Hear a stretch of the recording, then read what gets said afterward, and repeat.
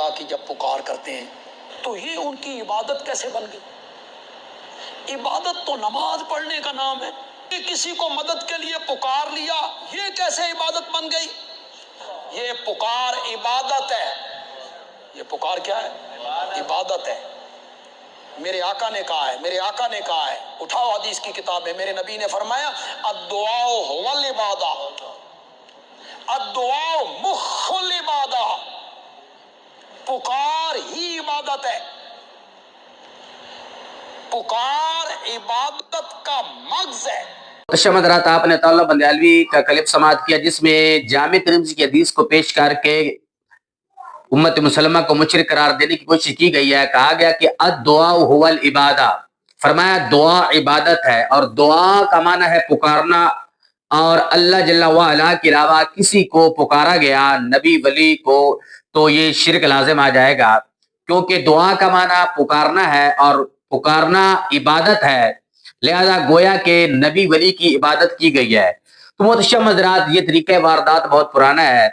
سورہ نساء کی آیت نمبر 80 کے تحت علامہ بغوی علیہ الرحمہ نے ذکر کیا ہے، اور تفسیر کبیر میں امام فخر الدین رازی رحمۃ اللہ علیہ نے، اور تفسیر روح المعانی میں علامہ علوسی رحمۃ اللہ علیہ نے یہ واقعہ ذکر کیا ہے کہ جب نبی علیہ السلام نے ارشاد فرمایا کہ میری محبت اللہ کی محبت ہے، میری اطاعت اللہ کی اطاعت ہے، تو منافقین کہنے لگے کہ نعوذ باللہ، محمد صلی اللہ علیہ وسلم نے اپنے کو خدا کہنے کا کہا ہے۔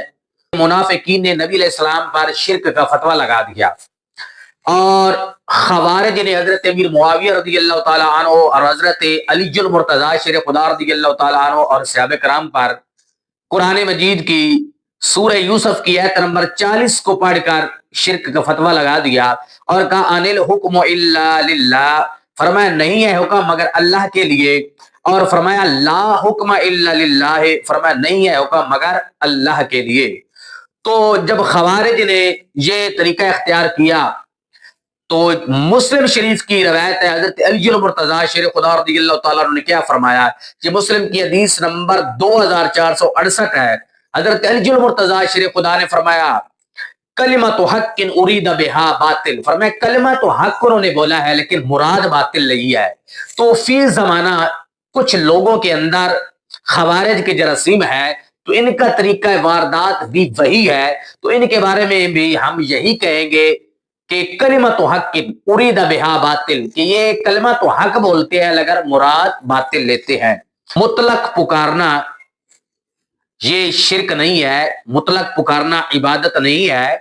اگر مطلق پکارنا عبادت مراد لیا جائے تو نعوذ باللہ قرآن و حدیث میں یہ شرک ثابت ہو جائے گا، اصحاب محمد پر بھی شرک کا فتویٰ لگے گا، اور نبی علیہ السلام پر بھی شرک کا فتویٰ لگے گا، اور اللہ خود شرک کی دعوت دے رہا ہوگا، یہ لازم آئے گا۔ تو آئیے سورہ نور کی آیت نمبر 63، اللہ رب العزت نے فرمایا لا تجعلوا دعاء الرسول بینکم کا دعاء عبادکم بعدا، فرمایا تم آپس میں رسول کا پکارنا ایسے نہ بناؤ جیسے تم ایک دوسرے کو پکارتے ہو۔ تو یہاں دو تفسیریں ہیں، ایک دعاء الرسول کی تفسیر یہ ہے کہ رسول کا پکارنا، یعنی جب رسول تمہیں پکارے تو نبی کی بارگاہ میں، رسول کی بارگاہ میں حاضر ہو جاؤ، اور ایک دعاء الرسول کا معنی ہے رسول کو پکارنا، کہ جیسے تم ایک دوسرے کو پکارتے ہو ایسے نہ پکارو بلکہ القاب کے ساتھ پکارو۔ تو اگر یہ معنی ہو کہ رسول کا پکارنا یا رسول کو پکارنا، تو دونوں معنوں میں یہاں دعا کا لفظ استعمال ہوا ہے، اور دعا اگر مطلق عبادت کے معنی میں ہے اور دعا بمعنی پکارنا عبادت ہے، تو نعوذ باللہ یا نبی علیہ السلام پہ شرک کا فتویٰ لگے گا یا اصحاب محمد پر شرک کا فتویٰ لگے گا۔ سورہ آل عمران کی آیت نمبر 153 میں ہے کہ والرسول یدعوکم فی اخراکم، اور رسول تمہیں پیچھے سے پکار رہے تھے۔ تو یہاں یدعو کا لفظ استعمال ہوا ہے، یہ میں وضاحت کرتا جاؤں، دعا جو ہے نا یہ مصدر ہے، دعا یدعو دعاء ودعوۃ، اسی سے آگے امر بنتا ہے ادعو، اور فعل نہیں بنتا ہے لا تدعو، اصل مصدر دعا یہ مصدر ہے، اس کا معنی ہے پکارنا۔ تو یہاں والرسول یدعوکم فی اخراکم، رسول تمہیں پیچھے سے پکار رہے تھے، تو یدعو جو لفظ ہے یہاں پکارنے کے معنی میں ہے، اور یہ واقعہ غزوہ احد کا بیان ہو رہا ہے کہ جب کفار کو شکست ہو گئی، پھر وہ پلٹ کر جب انہوں نے حملہ کیا اور اصحاب محمد وہاں نہ ٹھہر سکے تو نبی علیہ السلام نے جب ان کو بلایا، اللہ نے قرآن مجید میں ذکر کیا والرسول یدعوکم فی اخراکم. تو اگر مطلق پکارنا اگر عبادت ہے اور یہ شرک ہے تو نعوذ باللہ نبی علیہ السلام صحابہ کو پکار رہے تھے کہ شرک کر رہے تھے. اسی طرح سورہ بقرہ کی آیت نمبر 260 میں اللہ رب العزت نے حضرت ابراہیم علیہ السلام کو پکارنے کا حکم ارشاد فرمایا. حضرت ابراہیم علیہ السلام کو کہا گیا کہ آپ پرندے لیں، ان کو اپنے ساتھ مانوس کر لیں، پھر ان کو ذبح کریں، ان کا گوشت بنائیں اور گوشت بنا کے مختلف پہاڑوں پر رکھ دیں. اور فرمایا ثم ادعوہن یاتینک سعیا، پھر ان کو پکارے. قیمہ ہو چکا ہے گوشت، ان کا پرندوں کا گوشت بن چکا ہے، مختلف پہاڑوں پہ رکھا جا چکا ہے. اللہ فرماتا ہے ثم ادعوہن، پھر ان کو پکارو. اگر مطلق پکارنا شرک ہے، عبادت ہے، تو کیا اللہ رب العزت نے شرک کی دعوت دی اپنے نبی کو؟ اور حضرت ابراہیم علیہ السلام نے پرندوں کو پکار کے، مردہ پرندوں کو، ان کے قیمہ گوشت کو پکار کے کیا شرک کیا؟ تو معلوم ہوا کہ مطلق پکارنا شرک نہیں ہے. اب آتے ہیں لفظ الدعاء هو العبادہ جو حدیث میں ذکر ہوا ہے اس کی طرف. یہاں جو الدعاء هو العبادہ ہے، الدعاء کے اوپر جو الف لام ہے، جب کسی سب پر الف لام آتا ہے تو اس کی مختلف قسمیں ہوتی ہیں. بعض اوقات استغراقی ہوتا ہے، جنسی ہوتا ہے، عہد حضوری ہوتا ہے، عہد ذہنی ہوتا ہے، عہد خارجی ہوتا ہے.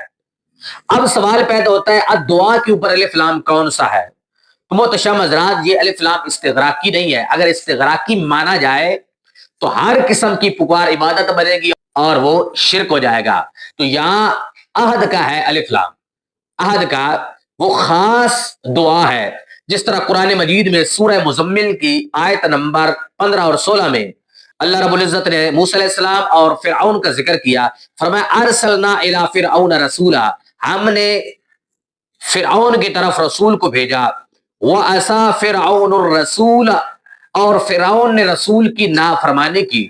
ہر رسول کے اوپر جو الف لام ہے یہ عہد کا ہے، یعنی ہر رسول کی فرعون نے نافرمانی نہیں کی، بلکہ خاص رسول یعنی موسیٰ علیہ السلام کی نافرمانی کی ہے. تو الدعاء کے اوپر بھی جو الف لام ہے یہ عہد کا ہے. اس کا مطلب ہے دعا کا مطلب ہے دعا اللہ هو العبادہ، اللہ کو پکارنا وہ عبادت ہے.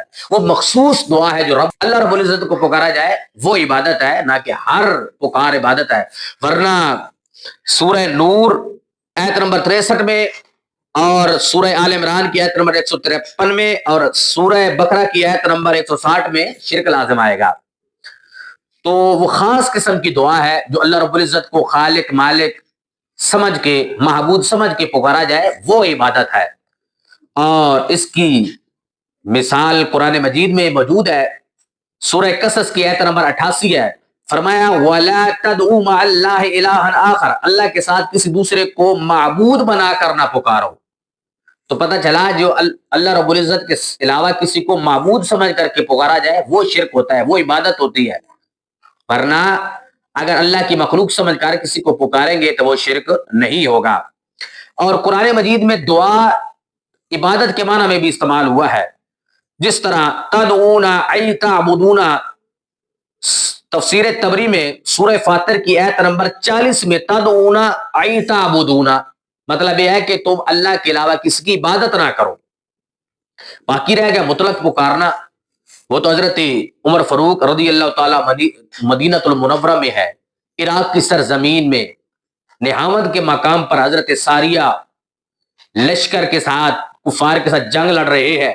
تو حضرت عمر رضی اللہ تعالیٰ عنہ نے فرمایا یا ساریۃ الجبل، اے ساریہ پہاڑ کی طرف ہو جاؤ، پہاڑ کی اوٹ میں ہو جاؤ. یہ روایت کم از کم حسن درجے کی ہے.